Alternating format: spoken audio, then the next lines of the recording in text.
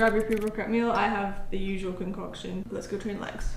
First of all, as you know, baddies don't skip their warm-up, so I started off with 5 minutes of light cardio on the elliptical and then did some dynamic stretches, which I promptly forgot to record. To help us get that initial mind to muscle connection with our glutes, we're starting off the workout with cable kickbacks. I know we all love a cable kickback, so in this movement we're mainly going to be focusing on our gluteus medius, which is on the side of your glutes, as well as some gluteus minimus and maximus. But what you're going to do is attach your ankle cuff to the cable machine on the lowest setting. Stand facing the machine and cross your supporting leg over the cable, so this is the one that's not going to be moving. You want a slight bend in the knee of your supporting leg, and with your working leg, rotate your foot outwards about 45 degrees. You're going to want to hold on to the machine for support, keep your core tight, chest up, spine neutral, and the leg with the cable starts slightly behind your standing leg. So you're going to drive your heel straight back in a slow and controlled motion, squeeze your glute at the top, pause for a little second, and then slowly return to the start position. You want to keep that tension on your glutes the whole time, so try not to let the weight touch the stack when you reach the bottom. If you're struggling to get that mind to muscle connection with your glutes, there's a few things you can try. First of all, lighten the weight. This is going to help you to be able to control the movement a bit more,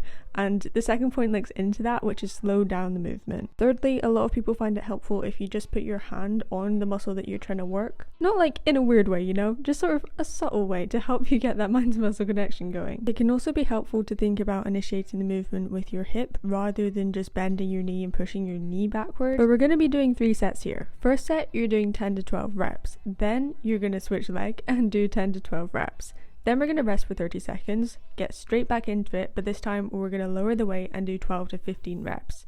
Same again, and then for your final set we're also doing 12 to 15 reps. After all 3 sets, your glutes should be feeling very well alive and active. Maybe not alive, they might be slightly dead at this point already, but we're going to move into our next exercise, which is Smith machine hip thrusts. If you don't have a Smith machine available in your gym, that is completely fine. Just stick with regular barbell hip thrusts or the hip thrust machine, whichever floats your boat. And I'm not gonna lie, this is actually the first time I've had Smith machine hip thrusts in my program, so it took a little bit of getting used to the setup, but I actually really love them because I find I can get a much better mind to muscle connection with my glutes using the Smith machine rather than the regular setup. So with that in mind, here's how you'd set it up. So you want to grab a bench and set it up behind the Smith machine. It should sit just below your shoulder blades when you're sitting down. You might need to adjust it a little bit to make sure that you're the right distance from the actual bar itself, because obviously it's fixed to the Smith machine, so you've got to make sure that you're set up in the right way before you go adding the weight on. I like to start with the bar locked out at the highest position I would be in when I was hip thrusting. Another thing that I found helpful actually the next time I went in the gym and tried this was putting a box under my feet, so my feet were elevated. That just allowed me to get a better range of motion throughout the actual movement. So grab your barbell pad and get into the top position of your hip thrust. When you're there, you're going to rotate the bar towards you to unlock it. It might be away from you depending which way you're set up against the Smith machine. And this is the one thing I don't like about this setup, because you're going to have to be constantly pulling the bar either towards you or away from you to stop it from locking out itself. So bear that in mind, and also remember that as you add more weight onto the bar, it's going to require more force, so you're going to have to twist it a bit more as you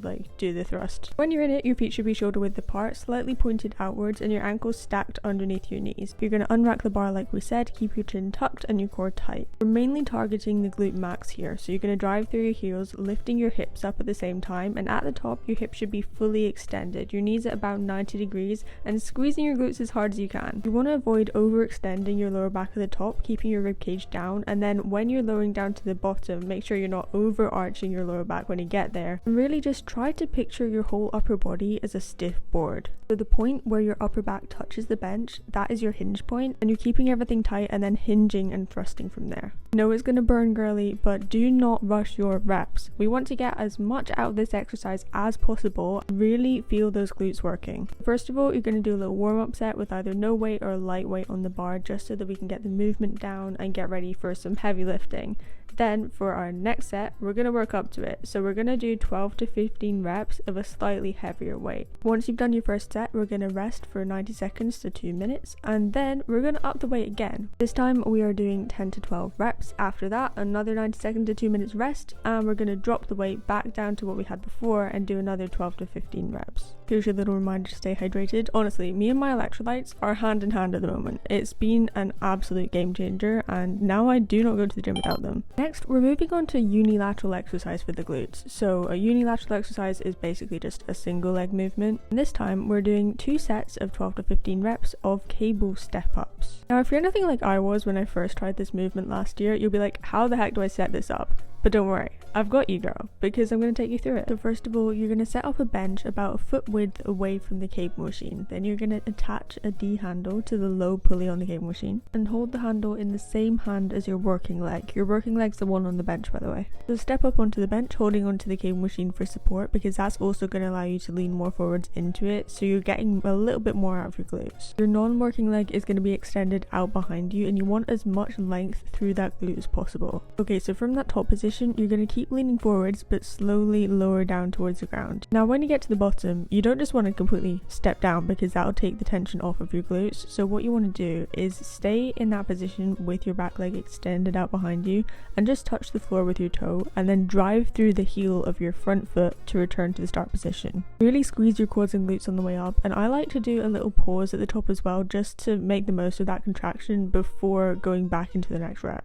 We always want to keep the movement slow and controlled and avoid pushing off that back leg. It can be tempting, I know, but when you do that, that's literally you cheating the set. Another thing just to look out for is make sure that your knee's not caving in. You want it to track over your toes. And once you've done one leg, we're going to do the other leg. I want you to go straight into the next leg, and then after you've done both legs, then we're going to rest for a minute to 90 seconds. Next, we've got an exercise that everyone always leaves till last or just never does at all, and that is calf raises. I'm using the seated calf raise machine, but if you don't have that in your gym, then you can just do regular calf raises. And honestly, this movement's pretty straightforward. So we're doing 2 sets of 12 to 15 reps. And I want you to brace your core, and as you come down, make sure you're not bending your knees. This is a calf exercise, not a leg press. So we're going to keep the knees soft, not fully locked out, and most of the movement should be coming from your ankles. A big mistake I see way too often is people just bouncing out of it at the bottom and not taking that second to feel the stretch.